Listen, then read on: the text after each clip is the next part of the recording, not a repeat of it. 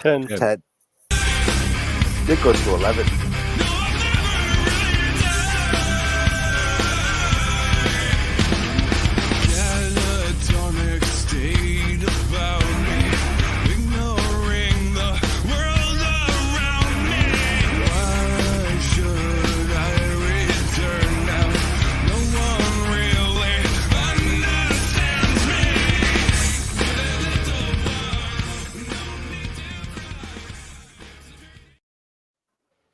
All right, welcome everyone to the Cynane Shay after party, and of course we have the guest of honor tonight. Cynane is with us.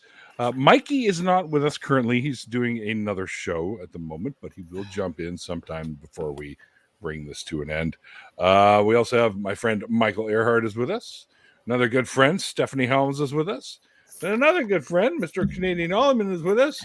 And another good friend, Mage Grey Wolf, is with us. And another good friend, Mr. Brandon Worrell, who hasn't been in one of these in a little while, is also decided to jump in here and haunt us again for the day. Well, Just how many good friends do you have, Neil?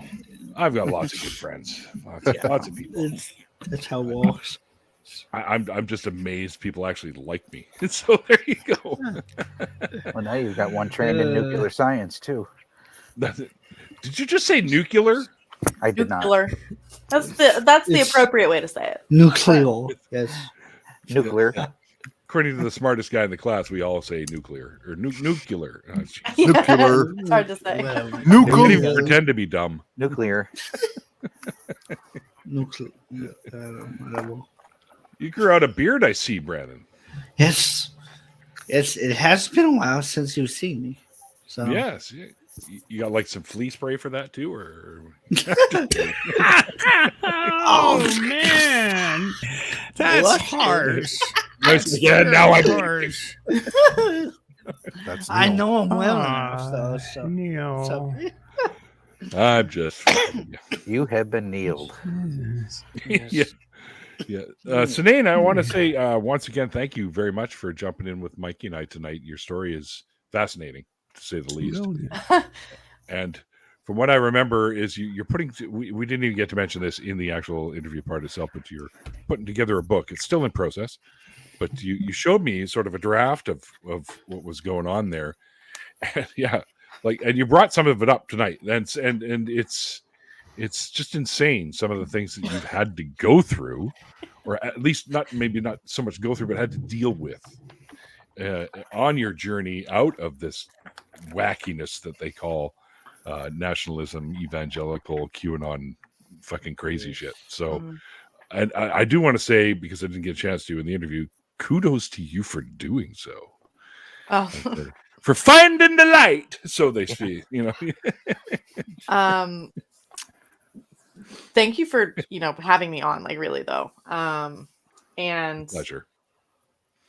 I really also thank you for like reading some of the proposal and stuff, because I have no idea what the fuck I'm doing. It reads well. Like it reads like good. I want to say horror novel, but that's it. That's exactly what I'm going for. Yeah, no.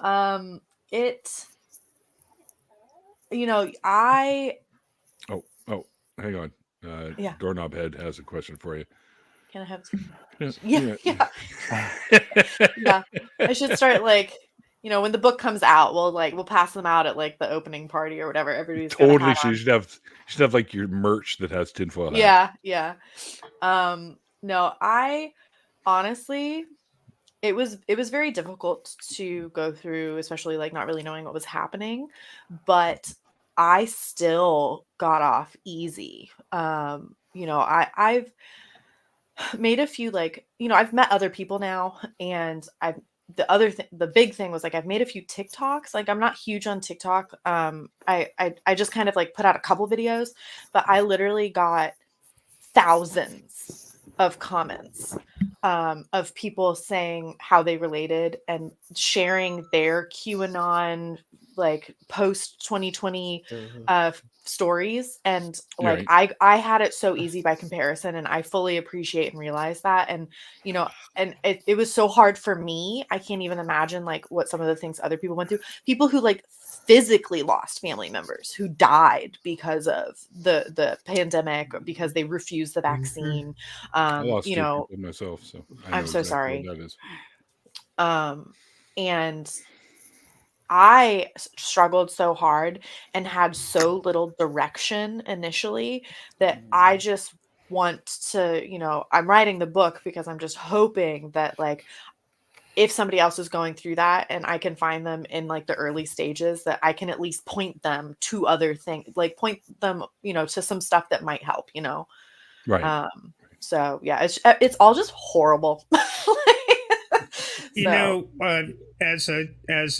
I am a boomer, so unlike Neil up there, Okay, boomer. who gets accused. Who gets accused.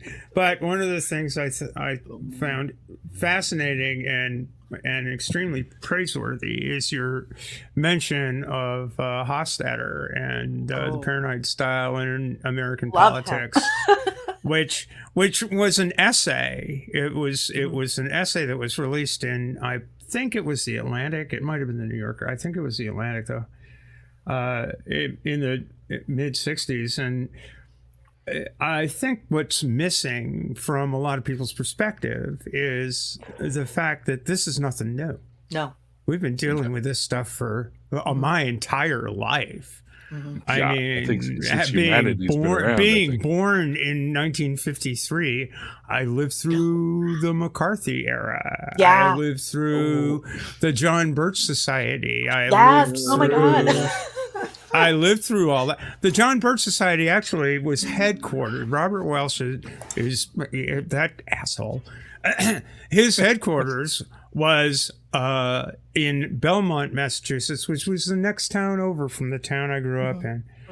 And, you know, it's like, Massachusetts liberal bastion, Harvard, MIT. It's like, all of this, but right ensconced right there in the whole thing is Robert M.F. Welsh, who was the Republican Party of today is the John Birch Society. Literally. Yeah. It's those people. It's that ideology with Christian nationalism baked into it. So you mean it's idiotology? Remarkable. It's idiotology. And kudos to you for reaching back and discovering that, because there are a lot of people that don't make the connection. So, I mean, honestly, and like some of the books that I recommended, and there's a lot more. Another really, really, really good one is White Evangelical Racism by Dr. Anthea Butler. Another one of my top recommendations. She's phenomenal. And she goes through the history of white Christian nationalism. And like, if you want to understand white Christian nationalism, you really have to go back to the 1960s, 1950s, really. And, some of the key players initially were, you had the whole, Billy Graham. In like the 50s and stuff, and he was kind of what these books call the old guard. So he was like kind of he was like actually a little bit early. The next generation of like white evangelical nationalists, like influencers, were like the Falwells, so Liberty University, and Tim LaHaye is the one that I feel like people just like do not realize that he is actually the mastermind behind everything. And Tim LaHaye, and this is so freaking crazy to me, is like, because I deconstructed because of like space lasers and lizard people, and you look back you look back at the history of like white Christian nationalism, and Tim LaHaye was a huge John Birch Society believer. Which is just a giant conspiracy theory. It's essentially QAnon for the 1960s. And and Tim LaHaye is the one who started the Council for National Policy. And there's a quote from Jerry Falwell Sr. where he literally says, like, "Oh, I never thought to connect religion and politics until Tim LaHaye gave me the idea. And then he started the Moral Majority, and then we got Reagan." So like you can't Mhm. understand it until you Yep. go back to like that Oh, period. you could go. You could, if you wanted to, go back further. Oh, mean, yeah. you could go back. You could go back to Billy Sunday. You could go to Amy Yep. Semple Ooh. McPherson.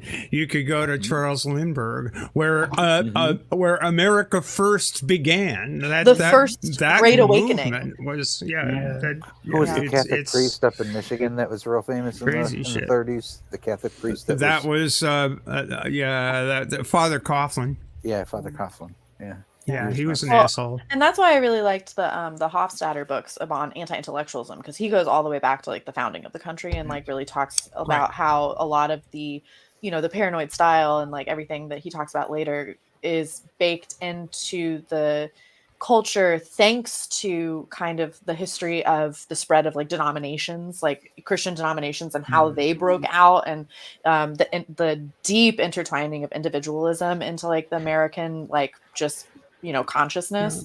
And American individualism is essentially the same thing as prosperity gospel, so which is just magical thinking, which is just like a lot of, really tied to a lot of the new age woo-woo stuff. So yeah, like you pull the thread and the whole thing unravels.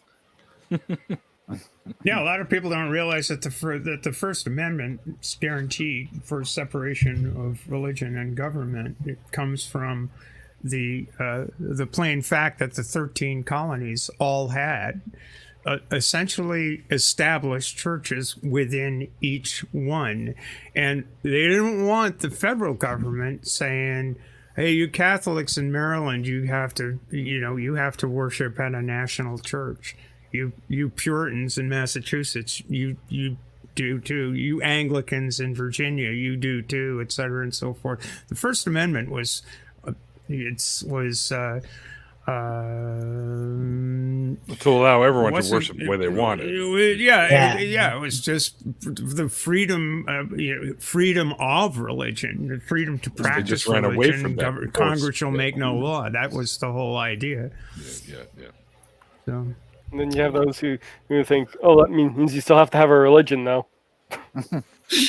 well, they can go fuck themselves, but aside from that,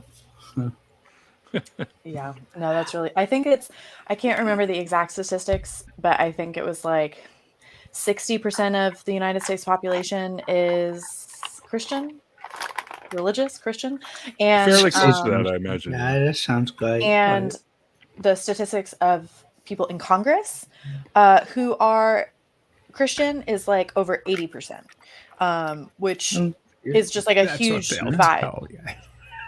Well, yeah, but like, you can't get elected unless you're. That's right. Yeah, like, look, it's tough. Somehow, you have to be somehow or Christian. another. You have to attest to. But there was a big effing controversy when Jack Kennedy got elected president. Well, he's going to be loyal to the Pope. I mean, people were literally saying that the John Birch Society was. Oh, he's going to be taking orders from the Pope, and it's like. No, but and now we've got a Supreme Court that's never pretty much the Pope anything. Right. Anyway, Hi. politics.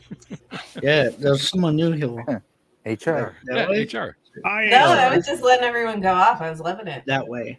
I'm not going to stay for too long because it's Inktober and I have a gazillion things going on. But I just wanted to say thanks for sharing your story. Our stories rhyme a lot, and it's good to know there's at least one other in South Carolina. Yeah. Oh my God. I follow two other. I only know of like two other people on my Instagram who are like from South Carolina, so we're few and far between. Well, now it's 3 because I got on there. Oh, I saw that actually. I looked at some of your art. It's cool. Good to see Thank you. But yeah, so it's Inktober, so I'm like working on art and I'm not feeling good. I have a lot of stuff going on and I'm not like fit for public consumption at the moment, like brain and everything. So, but I did want to say hello and thank you for sharing your story. And you were very well spoken and very well researched and just very much appreciated. So thanks for coming on and sharing. I mean, come on, she's a nuclear engineer for crying out loud. I Of course know. it would be well researched. We're not God. known for our writing or speaking skills, so so thank you very much, and it's nice to meet you. You were quite well spoken. We can tell you're very passionate and you've done your research, and that's awesome. That's like, hopefully we see you in more places. But like I said, I'm not gonna stay because I'm not feeling that great, and I'm still working on Inktober for the day, and like I need to buy new markers. My markers have died tonight, but it's okay. Oh, no. But much love. I'll see y'all around the internet lands. Hope you feel better. Hey, Bye, take care, HR. HR. Yeah, Good night. Bye. I'm feeling better. I Yeah, I visited South Carolina once. I have not been there. I took a ghost tour. It was Oh, you took a ghost tour? Were Yeah. you in Charleston? It might have been. Yeah, I mean, if you Yeah. go to They South have them there, Carolina, so yeah, I would Charleston. imagine so. It's I weird. wanted to do I've- that too. When I was going to be a ghost hunter, I wanted to do that, Charleston. There was a bunch of places I want to go, actually. And then we were going to do a whole trip up in BC and visit all the graveyards and take photos and do a graveyards of BC with possibly some EVPs and all that other stuff, you know. But I got over it. I've raced in Charleston Harbor, and I've sailing raced. racing? Yeah. And I've raced in Columbia, the capital of South Carolina, on that reservoir lake that you all have down there. Yeah. They have a little sailing club on that thing, and there's a regatta on Easter weekend every year.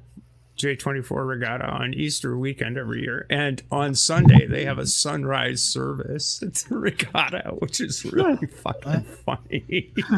Now they get the priest comes in, or the pastor, or whatever the hell it is. And this guy's saying, well, you know, first thing you got to do is you got to have your grits and sausage and all of that stuff. Sounds Shrimp good and to me. grits. And then you Nom, nom, nom, nom. praise Jesus, you know.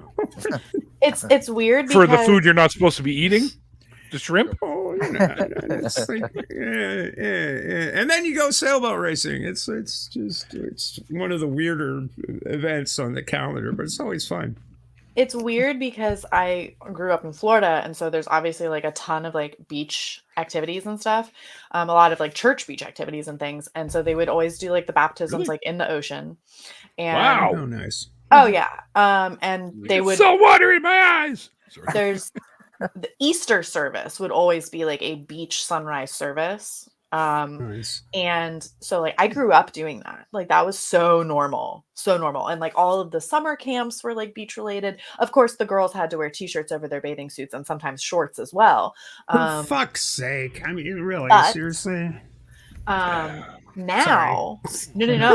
Now, like we would go surfing in the mornings and things, and some like it's like every weekend here they have a church service like in the summer on the beach.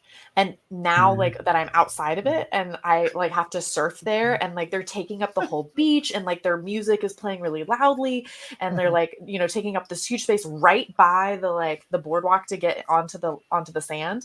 I'm just like, oh my God, that is so obnoxious. And I never realized like how obnoxious it was like for the majority of my life. You ever just sort of have this feeling that the rapture can't come soon enough? You know? Oh, I'm Yeah, playing yeah. for it harder than they are. Hey man, we always have them post Get these people the fuck forward out of to. here. I remember one time, and like and it's so weird for me because like I was surrounded by a lot of like honestly like really nasty stuff. But I escaped largely some of the more dire consequences of this environment. But one of my personal like purity culture stories was that we had a weekend summer camp, and I think I was like 15-ish at the time. 15, 16. And we had a weekend summer camp that was a surf camp, a church surf camp. And there was surfing during the day. All the girls had to wear t-shirts, obviously, to cover up their bathing suits. And at night, there would be like worship services and Bible studies and things. And they rented out like a whole like beachside like motel to do this out of. And I stepped down off of my surfboard one day into a nest of jellyfish. And I've been stung by jellyfish before. Like I'm from Florida, you know, like I've been in the ocean. But I have never to this day been like this badly, because it was literally like a vat of jellyfish, and it was like my entire body. And so I jump back up on my surfboard and I like race into shore, and I rip my shirt off, and I'm like scrubbing the hot sand like all over to like get the jellyfish off. And nobody helps. Nobody comes to see if I'm okay. And you know, after, you know, maybe 20 minutes, and it was not Man of War. Okay. I don't know if you guys are familiar. That's You're good. from Canada. So Man of War is war. Really hurt. we have Man of War. All right. So like, like if it had been a Man of War, I probably would have been in a hospital, especially with the amount that I had experienced. Yeah. But they were just regular jellyfish. So I go back in. I go in for the rest of the day. I'm done. And I didn't know that jellyfish could leave marks. Like they left these weird swirly purple marks all over my legs. And then that night at like the big worship service or whatever, they started it off with an announcement to the entire camp. And I don't remember how many people were there. I want to say like at least 100, with the announcement of, just as a reminder, all of the girls have to keep their shirts on at all times during the day if you're wearing a bathing suit. And I'm sitting there. It was directed at me, and I'm sitting there with my friend who was like real mousy, you know, like she wasn't, she was real mousy, and I was just like, "Are they talking about me? Are they talking about me?" And I was about to make a scene, and she was like, "Shut up, shut up, shut up!" And so like I didn't we just like let it go or whatever. But I was just like, I still remember to this day because I was like, that is outrageous. Like I was having a medical emergency. So and they're turning it into something that it doesn't make need an to announcement be. to the entire camp. Yeah. What the fuck? Yeah, make that tracks. Jesus needs to be the center of the attention all time. Yeah. So. Wow. Yeah. It was messed up. Well, then maybe Jesus should wear a bikini.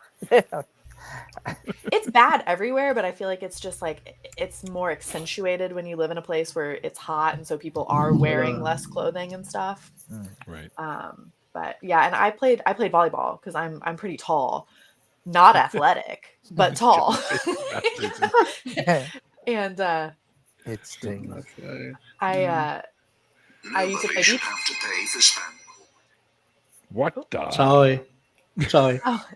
about that. No worries. I used to play beach volleyball, and I would wear a two-piece bathing suit, which is scandalous in my circles. But it was at the public beach, and it wasn't a church event. And the beach is crowded, and we play beach volleyball. And apparently, like some moms from the church like had seen me playing beach volleyball, and felt called by God to inform my mother that they had seen me, and they thought that it was inappropriate that I was wearing a two-piece bathing suit at the public beach. And my mom was just like, my mom, and this is one foot in, one foot out. You know, my mom, she was like kind of an accidental feminist. She was a firefighter. I didn't mention that. That's cool. In a time when women were not firefighters. So she had a really hard time. But, she came to me with it, and she was just kind of like, some women think that it might be like distracting to the boys. Like, I'll let you decide if the Lord is convicting you or not. And I was like, he's not. We're good. So she didn't push it, but I was just like, these bitches out here, like full grown women, basically like gossiping and like harassing teenage girls, That's crazy. That's just so silly. Like the PTA people or something. Well, the parent teacher meetings that are going on right now is like a combat zone. You guys are tracking that with like the Moms for Liberty stuff. That's insane. Oh fuck, they're nuts. It's deadly. It's just so bad, especially for kids who are in some manner or fashion unconforming, and it's difficult enough to be a child. Mm-hmm. That doesn't fit the cookie cutter mold of a nice, polite, kid. What they think is normal. Yeah. Yeah. Well, that is tragic. That is horrible. Like the way that they are treating, especially like members who are of the community who are LGBTQ and things. But just on every level, like what they're doing to the education system right now. And I don't know if you've been tracking that they have been like inculcating PragerU stuff into the school materials and things. Yes. Like in Florida and I want to say probably Texas. I don't know. Tennessee is actually a very scary state right now. But basically, and they're doing this like school voucher program to move public money into private schools, and a lot of those private schools are like Christian schools. And they're essentially just like complete, and there's a huge movement, and this is something that I get like really upset about. And again, like I was so lucky because I wasn't like a part of this growing up, but the homeschooling movement, it's growing because IBLP, the Institute of Basic Life Principles, the cult that I talked about earlier with Bill Gothard, one of his biggest programs that really like brought in a lot of money and like really spread his influence was a Christian homeschooling curriculum called ATI. And a lot of the people that I grew up with were using ATI in their homeschooling work and stuff. And their ATI is not the only homeschooling program like this. You have the Abeka. So if you did homeschooling in like the 90s to 2000s timeframe, you probably were using some sort of like Christian homeschooling curriculum. Abeka was probably the biggest one. And it is affiliated with this university, I think in Florida, that is like the least accredited institution on the planet. It is so sketchy. And I looked up when I was like writing my book and I was like looking into IBLP a little bit more seriously. I looked up some of the ATI homeschooling material, and they're called wisdom booklets. And the Duggars used them. And the wisdom booklets, they're not age specific. You just, whatever age you are, you're using the same book. And I just picked one at random and I like read it. And some of the things that like stood out to me were the French Revolution was not caused by poverty. It was caused by the satanic philosophy, like just the study of philosophy. I thought it was caused by cake. Also, yeah. And the one that absolutely sent me into like off the edge, just into a spiral. Like I still have not recovered from just reading this. Was in the science section. It said that. Oh no. Yeah. It's, and again, I have a degree in nuclear engineering. It said that scientists are baffled by the force that holds an atom together. Like they don't know what it is. But we know. But we know that all things are held together through Christ. Jesus did it. Jesus does, yes. So, and like I 100% acknowledge that there is ethical homeschooling, and homeschooling is necessary for a lot of families, and there's people who do a great job of it. But and there's an article recently that came out, and I think it might have been with Colbert. I don't know, but it said, you know, like admittedly, the ceiling on how high homeschooling standards can be is pretty high, but the floor is infinite. And the children who went through ATI, the children who went through like the Abeka program, it's like a human rights issue. It's like children's rights. They are denied an education. It is forced indoctrination.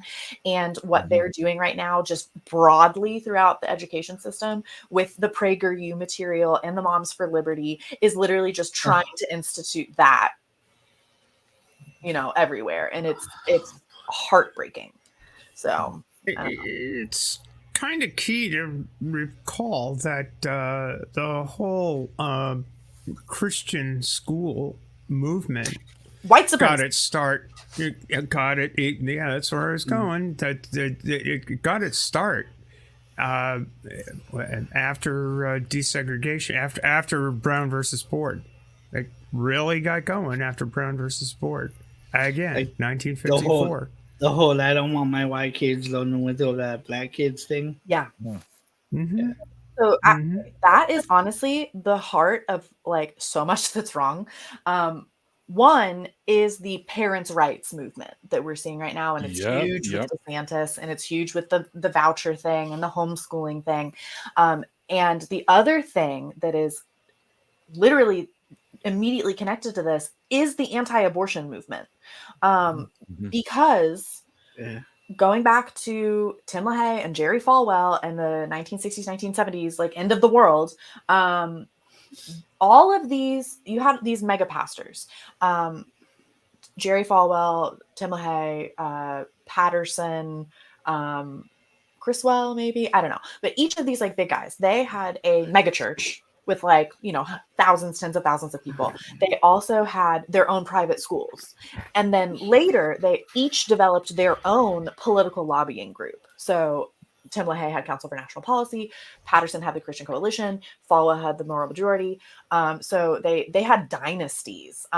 Dobson came later, but Dobson was one of the biggest dynasties because he took over the radio industry. And there's a whole history to that, which I think they go over in the Shadow Network. But they each had their own school.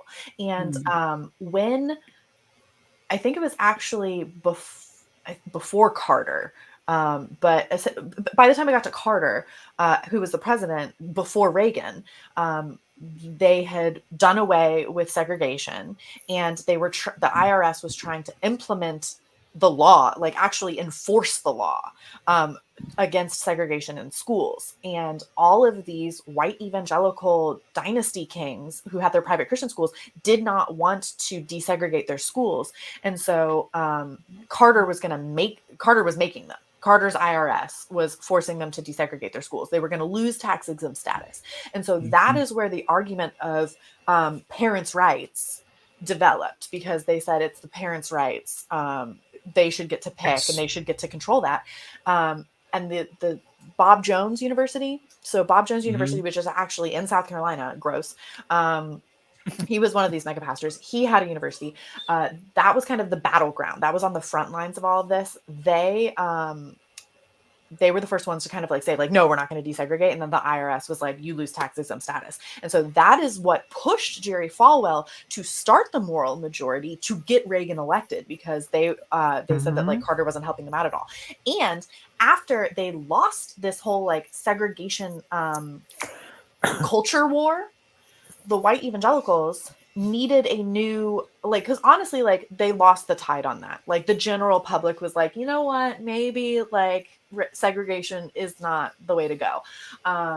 They needed a new like moral panic to drive people to join the churches and things. And so they literally, I think it's in the God Forbid documentary, which tracks kind of the scandals of Jerry Falwell Jr. But it talks about how they literally, it's such a good documentary. Oh my God. Talks about how they literally test drove a bunch of different issues to try to get people to like moral panics, to get people into the evangelical church. I think like climate change was one of the things they tried for like a minute. And then they latched onto the abortion issue, which very much like the, what were we talking about earlier, where it was like a fringe issue that they like latched onto and like made it a huge, the anti-vax movement. It was a Catholic thing. It really was. It was a fringe. It was a fringe thing, but they had a well-established like ideology, literature, and infrastructure associated with it. And so the evangelicals moved in, massively propagandized it, and that became their new moral panic. And they literally they picked it because they needed something, not because they actually believed in it. And that's exactly kind of what happened with the anti-vax movement. Was there was already a fringe, small, like well ideology, like well infrastructure group that like the larger, you know, group moved in and then like massively propagandized it for their own exploits, you know? So yeah, that it's really like everything comes down to white supremacy. Yeah. Paul Weyrich. Yes. Oh yeah. He was like the guy. Yeah. He was the guy behind that. Evil. Yeah. I mean, if there is such a thing as evil. Yeah. And his name is Paul Weyrich. I thought you were going to mention John Hagee as one of those big time mega pastors. Because he is one of them, isn't he? There's a bunch, and I don't know that name off the top of my head, but I'm sure I know he's he's one. big in Texas. Okay. Hagee's John big, I've heard of Hagee. him. Yeah. Yeah, he's a big old white guy. There's a bunch of them. Austin. There's Austin. Osteen, yeah. Or Osteen, Joel, yeah. Joel, And that creepy guy who literally looks like a demon, he's also like he's I also know like who you're Copeland. talking about. Are you talking prosperity about Copeland. Copeland? Are Yeah. you talking about Copeland, Copeland? yeah. The guy with the airplanes and everything. Yeah, That guy's crazy. Wow. That guy. Oh, laughing. Sorry, Ollie. I just The laughing. Yeah. You had to do it though. Yeah. I noticed, Stephanie, you're airing this over on your channel as well. yeah. I figured it's like I took a look. It's like I might as well. Let's get people to see this freaking thing. Well, yeah, I agree. I think Cynane has got a lot of really good stuff to talk about. And I just sent my friend Godless Mom. I just sent my friend Godless Mom, also known as Courtney Hurd. She lives in my province here. Did she do the Q Dropped podcast? Yes. Yeah, I am. Yeah, I'm familiar. Yeah.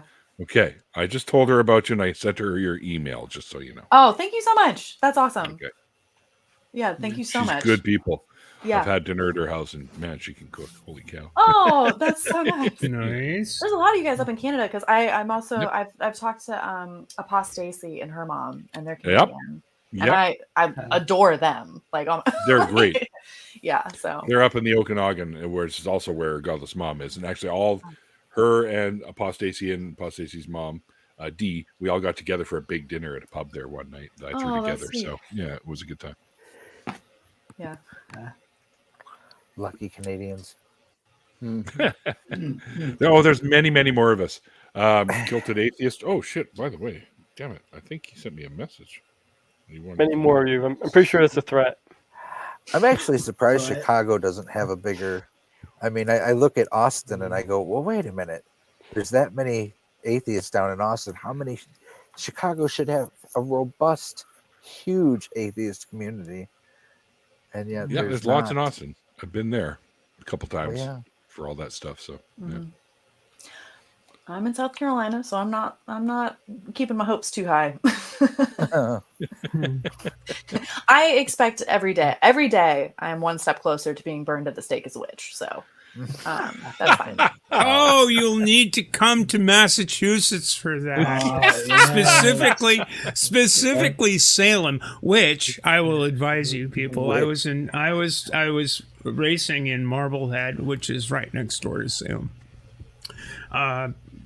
Over the past weekend, and I was driving home on Sunday, and the only way to get from Marblehead to Maine is to go through Salem if you're going northbound, and you do not want to drive through Salem, Massachusetts on a holiday weekend in October.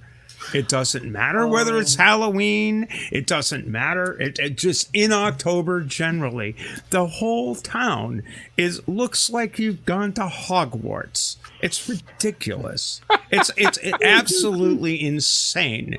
There are people in the big hats and the warlock stuff and all the getup and that stuff. Sounds kind of cool.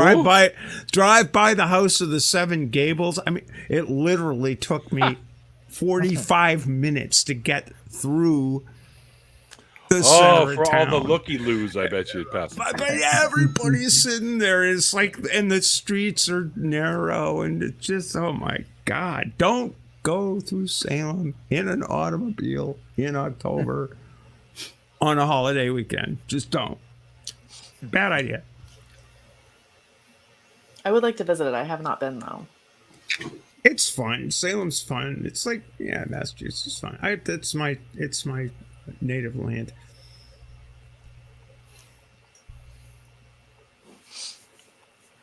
I'm a huge Stephen King fan, so I would love to visit that whole area just to be like, okay, so this novel was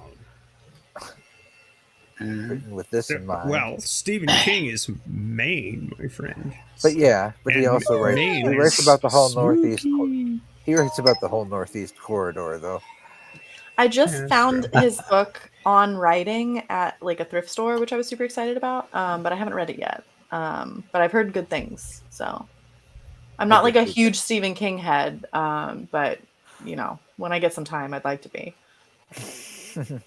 He's got a cool house. It's his house, and his house in Bangor is really cool.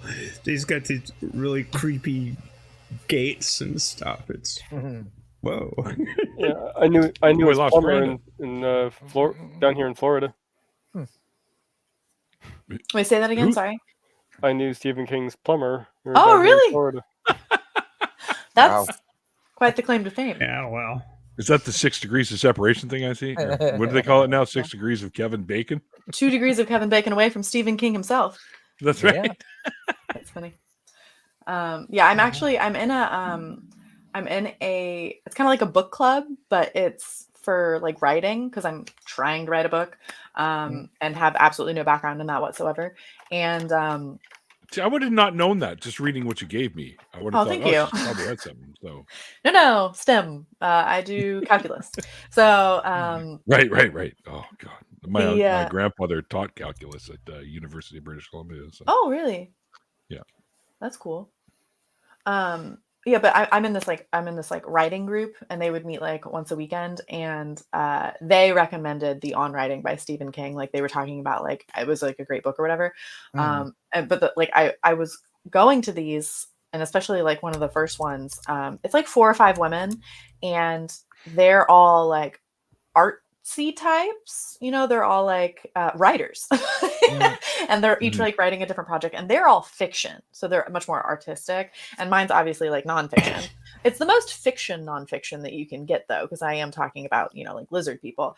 And they were all talking about like inspiration and like who's your, you know, your favorite author, and like reading recommendations and podcasts and like all of this like really like great stuff, and I'm sitting there just like, do you guys know about lizard people?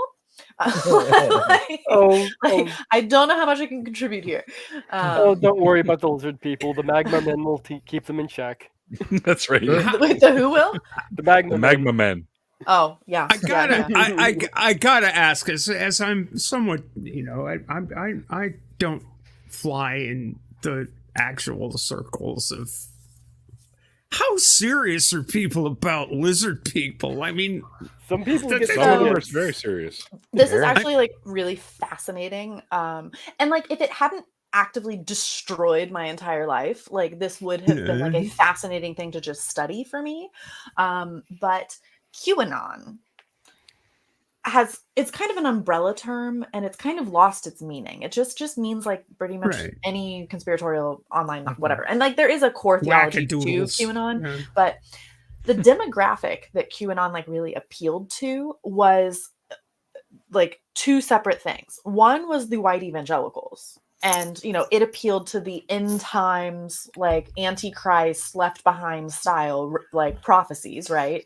But the other group were New Age spiritualists. And obviously white evangelicals do not vibe with New Age spiritualists. Like they hate them. It's like, you know, they're satanic. So it was a really weird combination. I need the horns again. And people were like, yep, the horns are always in style, Neil. You know that. Yeah, you should have really just been wearing them this whole time. You know what? You're probably right there. Yeah. But the New Age spiritualists, the lizard people thing, and like nobody that I knew believed in lizard people. But like when you start like just reading about QAnon and conspiracy theories and stuff, it comes up. And there are more fringe beliefs like in the QAnon universe. So like not everybody believes the same thing. Actually, every single person probably believes something slightly different. But what happened in the QAnon era post 2020, because anti-vax got mainstream, because voter fraud, because QAnon, all of these conspiracy theories got mainstream, all of the other really fringe conspiracy theories did gain a lot of numbers, including lizard people. And so the lizard people stuff is really more tied to the New Age side of things, which is something that I obviously did not have a background in. But there's sorry. Yeah, well, yeah, I'm good. You continue. We can bring the lizard thing, but I've got questions about adrenochrome too. Oh, It's okay, like, yeah, what the know about adrenochrome. fuck? But there's a podcast called Conspirituality, and like the three podcast hosts wrote a book called Conspirituality, and that was a really good book for me because I don't have a background in the New Age woo woo stuff. I have a background in the evangelical stuff, so that was kind of eye opening. The authors of that book and the hosts of that podcast each had broken out of a New Age cult. So a lot of like yoga cults and like New Age gurus and that sort of thing. And they talk about the connection between conspiracy theories and spirituality on that side. And what they said, which made so much sense to me, was that the reason why there was such a connection between the conspiracy theories and the New Age spirituality is because it comes down to this like this oversimplification and internalization. So they would say in each of their cults in a different variety, they would say like, you can take all of the world's problems, they're big, they're scary, and this is like what drives a lot of people into cults, and internalize it. If you are a good person, if you do enough meditation, then you can, if enough people in the world can meditate all at the same time, we will drive the world toward an era of utopia. And if you are not meditating enough, if our group, if our cult is like not, you know, doing enough internal work, then you caused that monsoon that happened in, you know, on the other side of the country. And so it's the internalization of like all of these external problems. And that's exactly what the evangelicals do. But instead of meditation and this stuff, it's prayer. And you don't have to worry about the systemic issues. You just need to be nicer to your neighbor. And so it's the internalization of like all of the big scary things in the world. You only have to worry about yourself. God will take care of the rest. And so I feel like that's kind of the connection between the woo-woo and the evangelicals. And but the lizard people thing, that's really tied to the there's a guy named David Icke who is kind of like the lizard people guy. Oh, I've heard of that guy. Yeah, I've heard of that guy. And Yeah, he's there's been on the old Art Bell show and stuff a few times.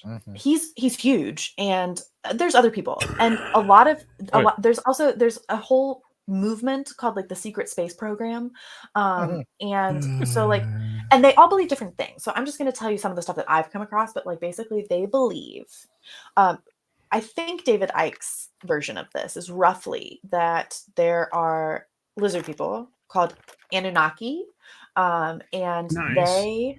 they're like aliens, and they are also maybe sometimes shapeshifters, and so they either possess you almost spiritually, or they shapeshift and they look like people.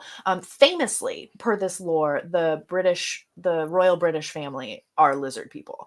Either possessed or shapeshifted. We don't know. But the Anunnaki, those guys, by the way, the first I ever heard was from Von Daniken's whole Chariots of the Gods thing. Oh God. It's really it's kind of everywhere. Now it is, yeah. Yeah, but they believe that like they're infiltrating these like high level government positions like the British royal family because they want to drive the globe into disaster and chaos, because the Anunnaki basically feed off of negative energy. And so they want things to be bad. But there's other versions of this, like the secret space program. They have like a whole mythology of like there's different races of aliens, and then this is once again where it gets into racism and like not white supremacy, but like racism. They're all humanoid. Xenophobia. They're yeah, I don't know, but like bloodlines and And the secret space program, there's all these different like strains of aliens. Like there's the Palladians and the Lyrians and the Anunnaki and like all these guys, and they're having a intergalactic war that is going on that we can't see.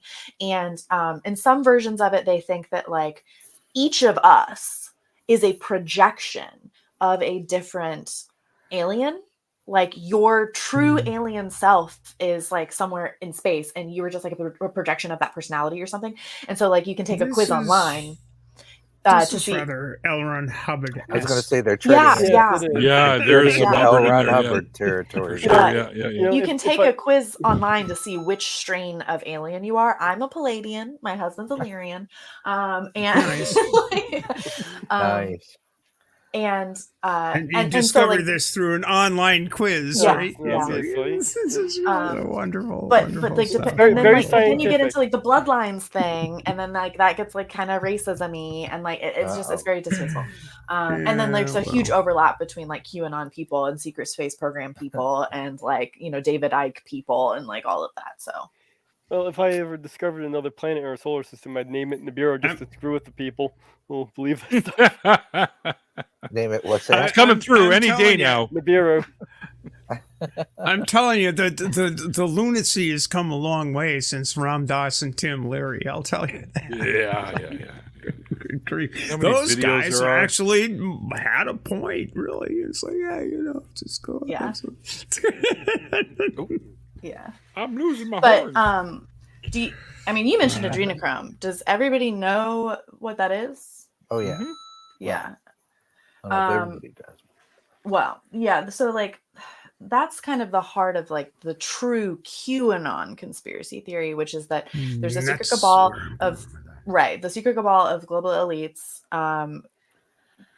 unspoken Jews who can't. are pulling the strings of global governments and economies to drive the world towards one world order. And they're also running these massive rings of like child sex trafficking of hundreds of thousands of children. In some versions of the conspiracy theory, they're literally breeding children in tunnels under every major city. So now you've got mole children. And they're not doing this just for like money or whatever. They're also doing it because they are Satanists and they are doing ritualistic blood sacrifices of these children. And the Didn't they once think that they could like literally pull a psychedelic compound from people's adrenal adrenochrome. glands? So Adrenochrome, it's yeah. either like That's a the satanic stuff. blood ritual, or there was a whole thing about Moloch. They thought that it was like not to Satan, but to a demon who was an owl named Moloch. And they thought that you could extract oxidized adrenaline out of the blood of the children. So you want to like raise their adrenaline levels before you kill them. And then the oxidized adrenochrome, which is a real substance.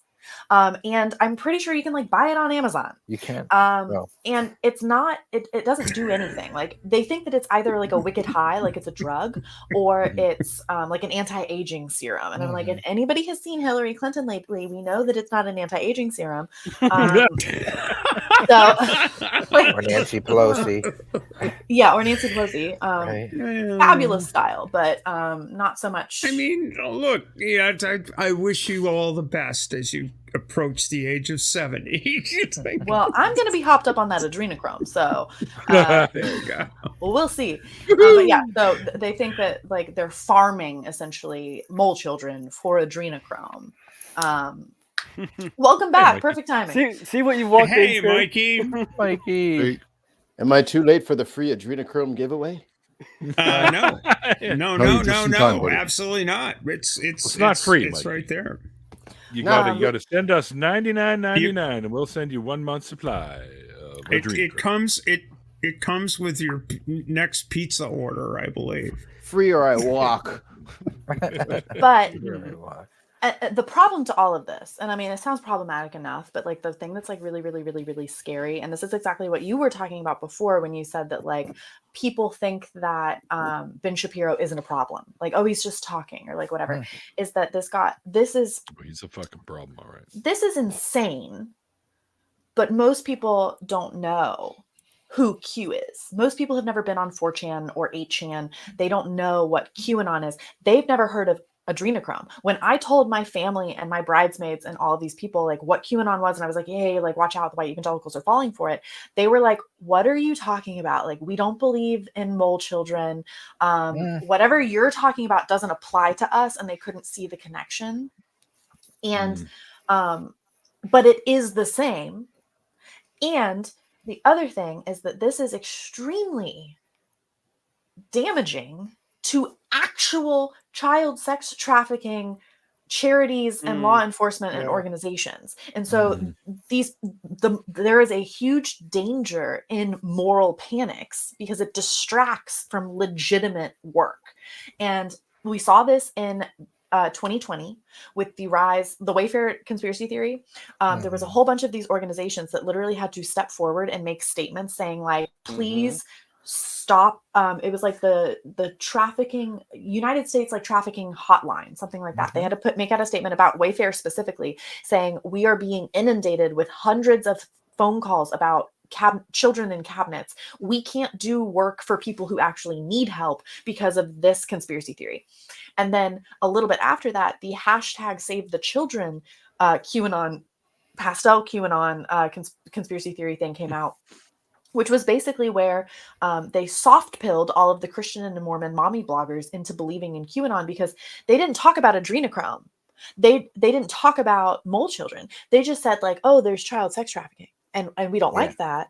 And so this was the same summer that BLM was a huge thing. And so you had all of these Christians and Mormons who wanted to be moral crusaders, but didn't want to jump on BLM because they're fucking racist. And so they were like, what's more important than BLM? Child sex trafficking. And so it was like a one-up thing. And so they jumped onto pastel QAnon. They stole the hashtag Save the Children hashtag because Save the Children is a legitimate organization that has been doing work since like the 1920s or something. And they stole that hashtag. They multiple other organizations, I want to say like KidSafe was one of them for sure, that had to put out statements begging people to stop spreading these conspiracy theories because they were being inundated with false claims. Law enforcement organizations had to make similar statements. The summer of 2020 was a fucking disaster. And now, and it's not gone away. This is not a 2020 problem. This is not a 2021 problem. This is like a current recurring issue because they're trying to capture that same like rabid fanaticism today with the Sound of Freedom movie and Operation Underground Railroad and Tim Ballard. And Tim Ballard they've all been sexually harassing people, and like one of the financial guys was literally arrested for child trafficking. One of the producers was caught in a scandal where he had been videotaped abusing one of the child sex trafficking victims that they were saving. Tim Ballard just came out with a law. Tim Ballard himself was sexually assaulting, basically using it as a cover women. For a little extramarital fun. It's like, I mean, it's so disgusting. It really is so disgusting. And when I talked to my friends and family, and I was like, "This is fucked." And when you talk to people now about this movie, what you will hear is, "Well, I don't know about any of that, but at least it's raising awareness. At least it's raising awareness about child sex trafficking." And but the danger in that, and it is dangerous, the danger in all of this is that when you portray these issues in a peng pow dramatic, there's a word, there's a whole bunch of experts who've put out like very condemning statements about this organization in this movie, but when you basically like dramatize all of these things, to say that it's like, you know, children being put in potato sacks and bundled over the border, when a lot of the issue is like homelessness and substance abuse and what you would more traditionally think of as like pimping, and like the trafficker usually portrays himself as like a boyfriend. When you think it's like children in sacks, you're going to target law enforcement and legislation against children in sacks. And you're not going to target those things towards the actual issues and real life, like trafficking, labor trafficking, child trafficking, human trafficking. So it's extremely dangerous. And it's not raising awareness. It is distracting awareness. And like this sends me over an edge. And may I just throw in Andrew Tate for the win? You know, it's like here's this guy who's made his bones telling young men how to be modern day heroes, and what's Alpha he doing? male bullshit. Yeah, alpha male bullshit. There's a whole industry around that. Yeah, Andrew Tate's right? just the worst one. Yeah. Right. Disgusting. No, this There's is so many splinter groups now. We live in good times. What do we got? Incels. We got incels. Oh my god. We've got Jordan Peterson. As long as we've got a couple of Canadians here, we might as well dump on Canada. What's wrong with Jordan Peterson? So I have to he's a go. good thinking guy. Oh no. I have to go, so I can't get like fully into it. But my one bridesmaid before COVID, like back in like 2019, it must have been. She actually knew a legitimate flat earther.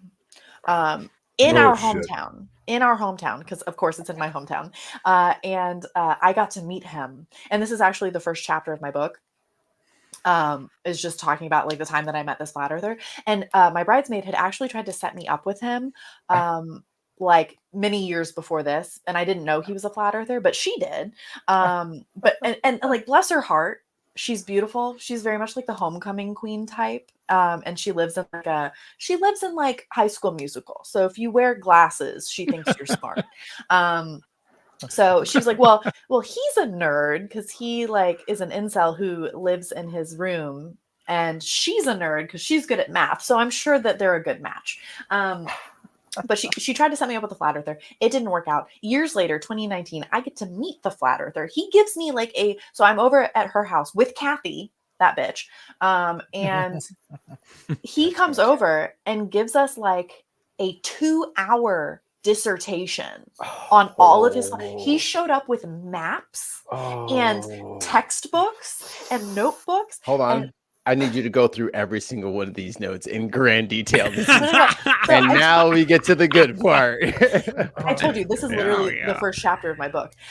And so he spends like the first hour telling us all about how like the moon is transparent and how the hologram. It's a hologram. And outer space is made of water. And then I don't understand how this keeps happening to me in my life, but he then tries to mansplain to me Van Allen radiation belts. Oh no. Yes. Radiation. Yes. Because do you know anything about radiation? As she might know a little. I don't know anything about Van as Allen a nuclear physicist, belts. Maybe. I don't deal with like satellites or like space radiation, so I didn't know anything about Van Allen radiation belts. But he spent the first like hour of this like talking about all of that stuff, and then he pulls out a Bible. And I swear to God, we're all sitting on this big couch. I have wine, and he gets his Bible out, and he literally is preaching to us out of the Bible and how the Bible justifies the flat Earth belief. And it's like all squares are rectangles, but not all rectangles are squares kind of thing. A lot of the flat earthers are evangelicals, but not all evangelicals are flat earthers, obviously. And I find this fascinating because I looked it up after when I was writing the book, I looked into flat earth a little bit more, and because I couldn't remember what the Bible verses were. And so I looked it up. The flat earthers love to study the 1616 and 1633 heresy trials of Galileo. And when he was tried for heresy for teaching heliocentrism instead of geocentrism, in that trial, we have the transcripts, and they use a bunch of Bible verses to justify convicting him. And so the flat earthers have taken all of those Bible verses and use it to justify flat earth. And so those were the Bible. It's fascinating. All of this is fascinating. But yeah, I did get to meet a flat earther, and I know a lot about flat earth. It was founded by a man named Robert Rowbotham. He was like a British dude in like the 1800s, and we have him to thank for all of this. So zetetic astronomy. I don't know why we started talking about flat earth, but is there it's any part of it? It's the spirit of Dr. Tapioca Weasel, who really enjoys arguing where is he? with flat earthers all the time. He's a fellow. I don't know. Tappy, get your big brain in here now. Yeah, right. No, damn it! Start breaking shit. Yeah. I can't believe that there are people that actually think the Earth is flat in today's day and age. It is flat. Neil. hard That to one. believe. It is Have you ever flat. been in an airplane or? And No, get they hit think with that all that they think the radiation. windows are TV I screens. know, but Oh. I It's But you can projectors. see into the windows. It's- Our flat earther did Exactly, fall in Neil. love with Kathy. And A at match, the made, a match made in heaven. and we didn't realize how good of a match Flat it heaven? actually was until like the sounds next year. like the perfect match, actually. Yeah. Do they have Like, you know little funny fire enough, kids? You two would be perfect together. Funny enough, I just joined the Flat Mars Society myself. Yeah, flat Earth is so crowded nowadays. Really? Flat Mars is much better social platform. How about flat Venus? You know, Oh, there you go. you know. Yeah. Well, he thought that all of the other planets existed, but they were also flat. I don't know. Just Okay. see, Wow. you know what's, you know what the It's like easy- a big solar system of fucking disc golf. I think he might have said that there was Ali- more than one sun. I don't Ali is the remember. one that Ali is the one I'll who tell you one remains. thing. Yeah. I'll tell you one thing. Venus de Milo was not flat. Not a problem.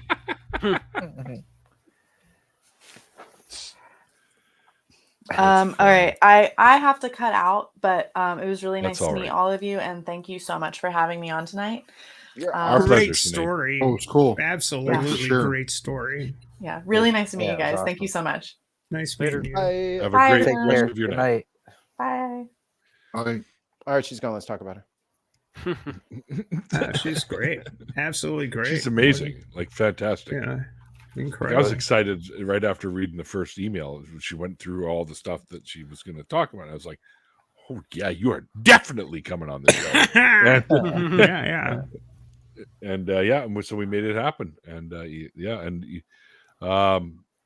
just some of the stuff, like she's got sort of her book is not complete, not by far, but she's got little not bullet points, but paragraphs about each chapter that she'll be doing.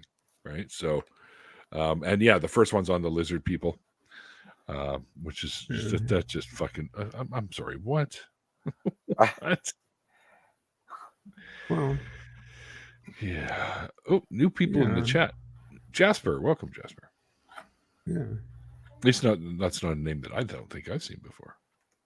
Well, Jasper came over from my place. That's why I decided to start streaming. It's like put a link to this thing. It's like, hey, go over and watch Neil on Neil's channel. Fuck's sake. Smash that like button.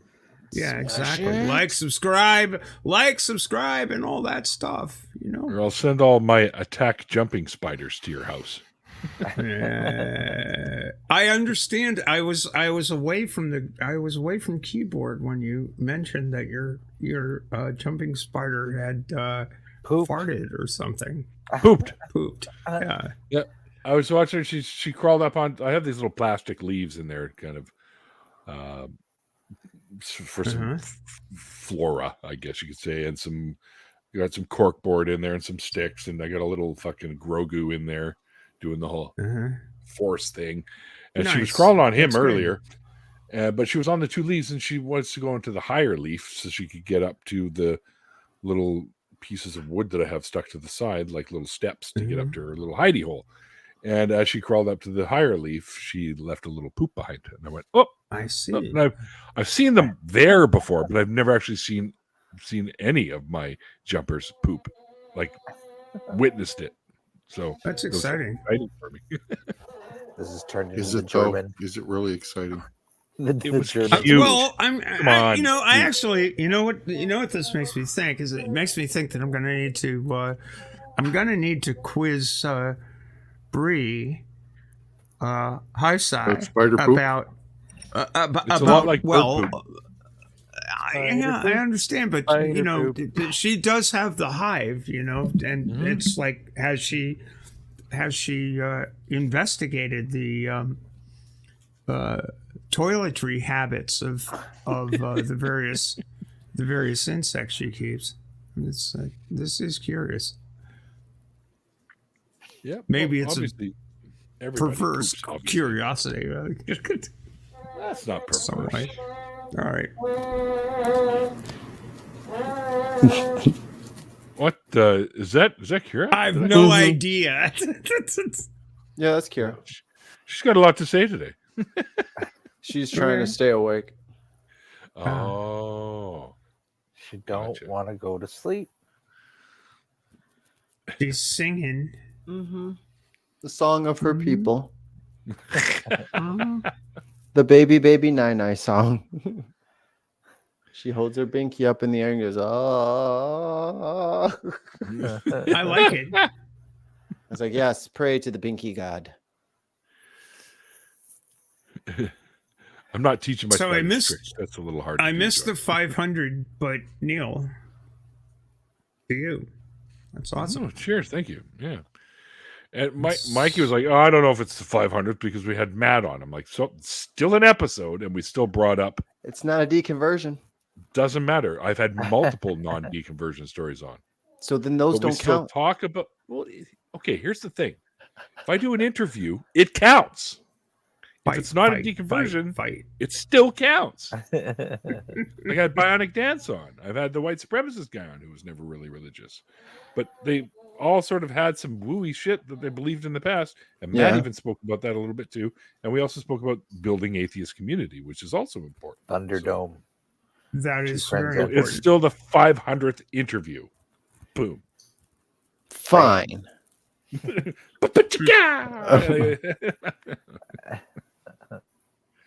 It's But all. that thing you put together was really cool. Yeah, I gotta fix it. The rat bastard program. I was so upset when I heard it. I was so upset. Oh, I thought it sounded jamming. It's not the audio's like the levels are wrong. You know what I mean? So like who else I is didn't singing I didn't beside you? There's another voice on there. I hear you 2 times. I hear you harmony on yourself, but then there's a woman. What woman are you talking about? I thought I heard there's not a woman. I swore at one part I in a background vocal I heard a woman. Well, it was you then. You did a great. You did a great. I said me. I didn't say me and someone else. Me. Me. Me here and then me there and then me there. There was at least 3 harmonies. Yeah. Or 3 parts. I did 3 for the verse. Neil did the chorus. And I did 3 for the other verse. Kira's also. And then the yeah, Kira's in there for sure. The mix on it was good too. No, it's wrong. It's all wrong. He's gonna redo it. He's gonna hype it out. Mm-hmm. It tried to make everything louder to match the non sounds of the videos in the video. Like all the video clips, it matched the sound with that as opposed to doing what I fucking told it to do. So I was like, how come I can't even hear the cymbals all the way? I was like, oh no, it's doing the thing. And then it was already out and I was like, fuck. But I can actually fix that right now because my music software doesn't take 30 hours to open anymore. Nice. And Okay, I got all we're my talking about instruments music and jams and stuff, and I just got a new follower on Twitter called Jiminy Jam Jam. Hype Jams. It's called Hype Jams. Elon Musk. Hype Jam. Yeah, fuck Must that guy. must jam 24K. So What did submit you call any it? new song you're rocking or that you have released recently, and Hype Jams will rank them against all genres and geographies. Like, what does geography have to do with it? But all right. Hey man, I can't be playing the same thing on a rocky terrain as like a beach. It's different. I gotta play different music. What if it's grassy? Long grass, that's different. It's either going to be Jimmy People Buffett. play different music on the East Coast compared to the West Coast. Indeed. Although some of them are similar, because if you look at like East Coast, you got Great Big Sea, which I love. I love those guys. That's right. And then on the West Coast, you've got Spirit of the West, which sounds almost like Great Big Sea. Do they? Well, what about Oh, the yeah. cave environment? Then you got to change the music for sure. Longer Cave notes. environment? I'm just all the different geographies. That's the different. All the little I see. biomes. You got to have ice songs. Immigrant song. That's perfect. That's for the ice climate. Clearly. Come to the land of the ice and snow. Hey, Jay. Hey, dude. Yeah. If you guys didn't see Jimmy Tux's show, definitely go check that one out. That was a good one. That was fun. Well, they're all good in their own respect, but I think we had some fun with Jimmy for sure. He's just saying it's better than Russ, who was the first episode. They're all better than Russ. No, I'm kidding. It was all uphill from Russ. Yeah. It was funny because that was the first show I ever did, and it was my very good friend, Mr. Frustrated Atheist is his name on X or Twitter or whatever the fuck they're going to call it tomorrow. But he was the first, and I decided to do the after party as on a whim. I'm like, hey, we should just get a bunch more people in here. So it's all one big long fucking show. Is what it is, right? So, Brandon's back. Woohoo! I think did you lose your connection or something, Brandon? Like what happened? Or yeah, whatever. I'm okay. I'm just not used to like just sitting around doing nothing. I mean, I need to get more used to it. It's just, I love sitting around doing nothing myself. But with practice, you can get very good at it. Yep. With practice. What's up? Hi, guys. What's up, Mikey? Go sleep, little girl. Oh, well, hello, Captive Desk. Welcome. Howdy. I like the name. You guys know Dave, right? Dave. Has Dave been on? David. I don't think so. Has Captive Desk been on? Dave, you got to come on this. I'd remember that name. So yeah, no. you gotta. Yeah, you gotta talk to. You gotta. Only Dave I know is simply Secular Dave, and he told me the name of the song that I've been humming for years is Spanish Flea, and I will love him forever for that. He's always good. I couldn't think of the fucking name of that song, and it was driving me crazy. And he did it, and he did it, and he's the best. He's the best of the Daves, the king of the Daves. These are the days you gotta get Captive Desk on, and Dave's not here. Well, man. let's set that shit up then. Yeah, that's what we're talking about. Yeah. Good idea. Ollie didn't write his little thing yet.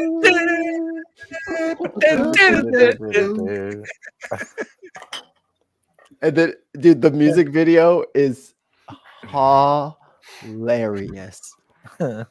Because you got like I don't know, what was that, 60s, I guess? Like 60s. Yeah, that was like 60s or early 70s, something like that. Maybe. 68, something like that. But there's a girl sitting in the chair dancing, and she just like every other measure she moves, and it's like the weirdest. I gotta pull it up now. It's the strangest. What show was that from? Was it Dating Game? No, it's its own song. I know, but they used it on a game show. I'm sure of it. Yeah, they did. I can't remember which one though. It's a newlywed game.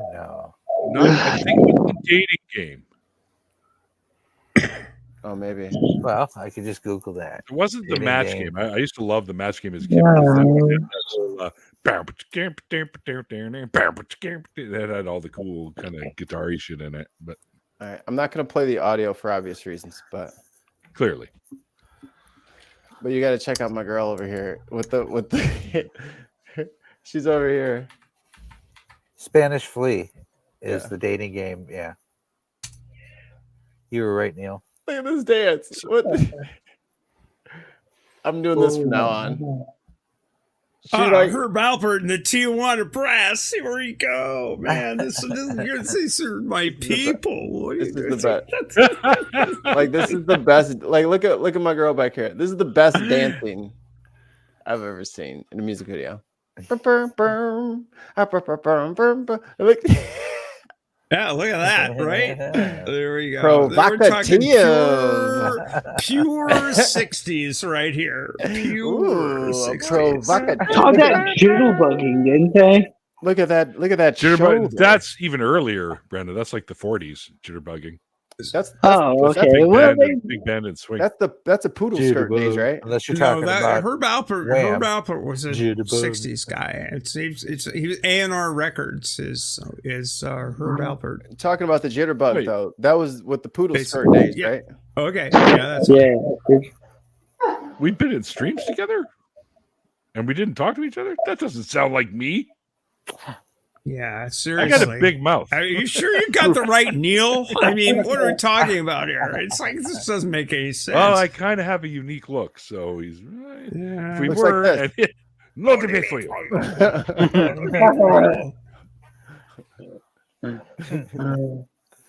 Yeah, that's when our little theist buddies jump in and go, "You need to be saved.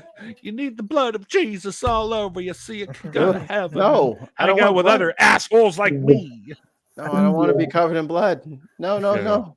Don't cover me in No. blood. That sounds gross. blood cult. Fuck you. Like I don't. If I was Muslim and I walked up to somebody and told them that they need to be covered in the blood of Allah, they would like jack me in the throat and be like, "Get the fuck away from me." But they'll just openly walk up to you and just say weird. I was like, "Do you don't get that that's weird to me? Like, don't you see that this bothers me that you're talking about putting blood on me and shit? Like, that's weird, dude. What are you talking about? It is 2023 and you're talking about blood on me. Stop it. That is nasty." Pour some blood on me. Only if it's from In the name of the Lord. In the name of Jesus. Oh my God. I don't want blood on me. Anyone's blood. No. Keep it. I absolutely hated the 80s Christian metal, Striper and I went to a Striper show and they were throwing out the little Bibles. yeah. Into the Oh audience. God. I We're couldn't have flicking gone. Bibles at the crowd. Wow. 17 people lost their front Metal. teeth. That's I gotta look that up. He pulled out the King James Version launcher, took out the first row. Christian metal. Oh yeah, there's lots. Blood Good. There's POD. I liked King's POD. X Tech. Yeah. Oh, just because they're Christian doesn't mean they make shitty music. No, Some of them that's true. But some of them did make shitty, like Striper. Like some of them did make shitty music. But August Burns Red is a Christian band, but their screams have so little Christian lyrics in them. They are just some of the tightest metal that you've ever heard. It's disgusting. They're just, and then when they're live, they're just louder. I'm like, God damn, dude.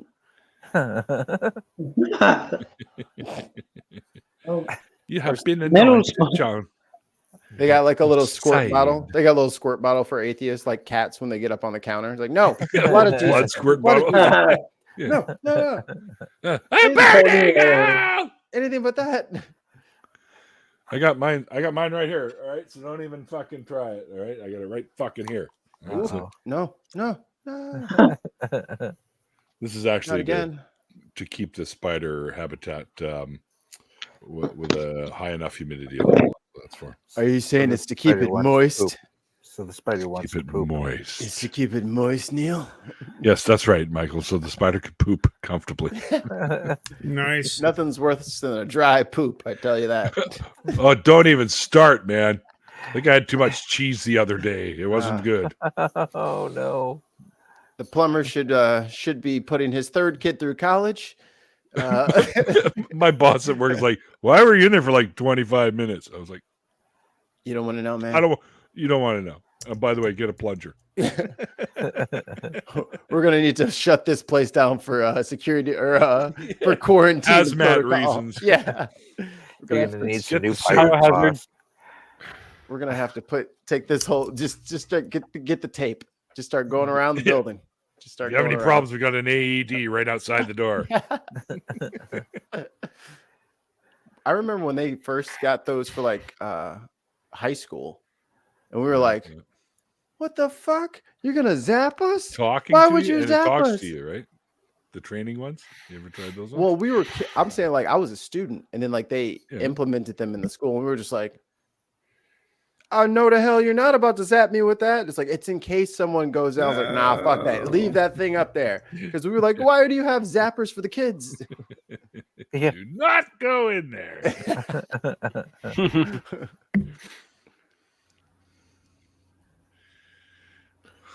Luckily, we never needed it, and the breaking case of emergency glass was never needed, and it got dusty. It's just recently I checked the battery pack on the one we have, because we have two of them where I work, because I'm first aid attendant for the morning shift. So I had to check it, and I hadn't checked it in a long time, and it was still good. So we're all right. They still work. No, I mean, it would suck if you ran over to somebody who was having fucking a heart attack or something, and you go to zap them, and it's like, oh, nothing's happening. Yeah, just a little static shock. Yeah, that's not enough. Not enough power. Just make the hair stand up straight. That's all. Just hair goes up and down. Has anybody got a balloon? Exactly. Get my plasma ball. I used to have one of those. The little Tesla coil things. Broke. No, a plasma ball. When you put your hands on all the purpley shit. Yeah. I always wanted one of those. Yeah. That. Well, that is a Van de Graaff generator, I believe. Yes. Right. Yeah. Yes. Which, of course, actual name. Which, of course, it is a Van de Graaff generator, and Dr. Tapioca Weasel is actually inside of one right now. No, Michael Van de Graaff. He is a Van de Graaff of the Van de Graffs. Oh, so his family member made that. How many times can we say the word Van de Graaff? Indeed, I believe his grandfather. I don't know how many times you can say Van de Graaff. Yeah. Cool. I don't. Those are neat. No, they're a lot of fun. We should graph it out. Really, it's. I'm sorry. It's just... But it didn't make it through one of the parties I had one time. So, yeah. No. Shattered. That was great. I think the first time I saw one of those, I was like, "Wow, magic is real." Yeah. Oh, I remember. I remember that in science class. I think in junior high school, like one kid puts their hand on the Van de Graaff generator, and you reach out and then you reach out and it's like the shock goes all the way down the line of kids. It was really funny. Whoa. We couldn't afford have a big one at my school. At our science center, and everyone's like, "You got to go there. Your hair's perfect. You can put your hand on your hair, stand up." Sort of, but my hair is really long, so it kind of went heavy, and limped out. So we'll just have to turn up the voltage. His hair's not going. Oh, okay, guys, that's enough. That's enough. I can't feel my face. What's going on here? Nope, almost there. Hold on. You didn't happen to put anything in your hair this morning, did you? Because anything flammable? I was delivering or sailing back from Block Island, Rhode Island, to Maine, in one fine evening, and approaching the entrance to the Cape Cod Canal, and there was a huge thunderstorm, and a bolt of lightning hit right next to the boat. Ooh. And it was like everything on the boat, the electronics all stopped, and it was one of those instantaneous lightning bolt which you could see right next to the boat, and big sound, and but there were two of us on the boat.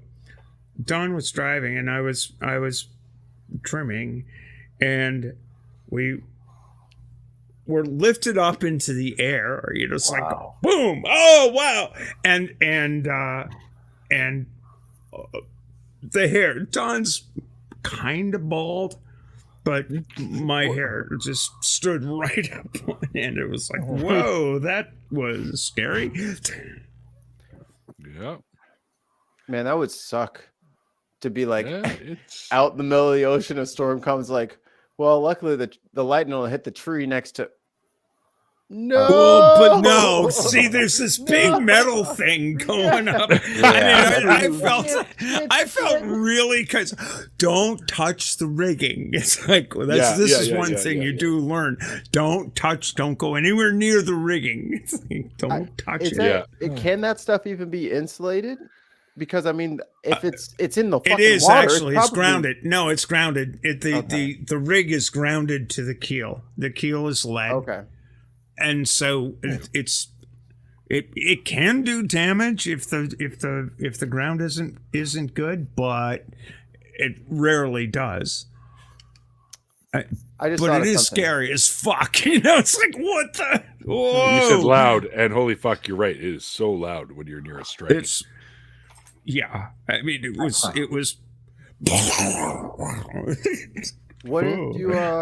What if we created a lightning storm in salt water?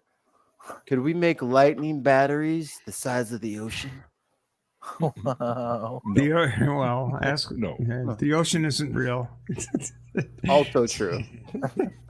There's a big. I've been told. I've been told the ocean isn't real. I heard it in a Flat Earth compilation video. I heard one of them say, and I have this one was new for me, that there's a big hump of water around the equator because they're so stupid and they don't get that there's a little fat in the middle just from centrifugal force. Yeah. So they're saying water finds its level. So there's this big hump, this 22 mile tsunami of water roaming the earth somewhere. I guess no one's ever seen it. I would say it'd be pretty fucking noticeable if there was a fucking skyscraper going through water going through the fucking. It's totally weird about all this stuff. It's like it's like those old maps where here there be dragons.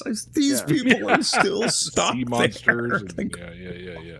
They're like, no. If you go to this longitude and latitude, you can see the dragon's head. The head's over here. It's on the map. There are no longitudes and latitudes in a flat Earth. You know that. I mean, come on now. It's turtles all the way down. It is turtles entirely. They're not turtly enough for you. It's grid tapping. Well, kids, it's that time. It's an hour and 30 minutes has passed really quickly. But that's what happens when you have good folks and good conversation. So I want to thank everybody. I want to thank everyone for making it through the 500 episodes that we've done already. Well, 502 now, technically. But did the air horn go through? Now we're gonna have an argument for the next 10 episodes or so before everybody forgets. Yep, we're gonna have one. Yep. Hey. Oh, there we go. Yeah. That's real quiet, way in the background. Well, yeah, it's coming out of his headphones. I don't have it set up. But yeah, so thanks everyone out there in the chat for sticking with us for 500 episodes. That's awesome, and also over on Twitch as well. You guys are awesome for hanging out with us on these shows, and also our patrons and our members. We couldn't do this without you, so thanks to all of you for what you do for the show. I know we're not really all that active on Patreon and stuff like that, but it's great that you stick with us. So thanks for everything you do. Yeah, and also our wonderful guest tonight, Cynane, was just simply amazing. Just put it that way. Indeed, great guest. There's a link to the original interview if you missed it and you want to check it out. You can. And do it. In that description box, you will find a link to her website, which will lead you to all the other places you can see what she does, like TikTok, and also the book list, and TikTok and Instagram as well. So definitely do so, because I've read some of the stuff that she's prepped for her forthcoming book, and there's some crazy shit in there, man. Like some of the stuff that she's had to deal with just blows me away. I've known some wacky people, but I don't even know what to say. This is a new breed of crazy. Oh yeah. Oh yeah. But that's about it, guys. So I got to get to bed. It's 4:00 in the morning. Comes early when you are a chemist in the environmental sector. So I got work to do tomorrow. So until then, guys, like I always say at the end of the after parties, like the late why Like the late great Carl Sagan once said, extraordinary claims require extraordinary evidence. We'll see you guys next time. Later. Later. Peace.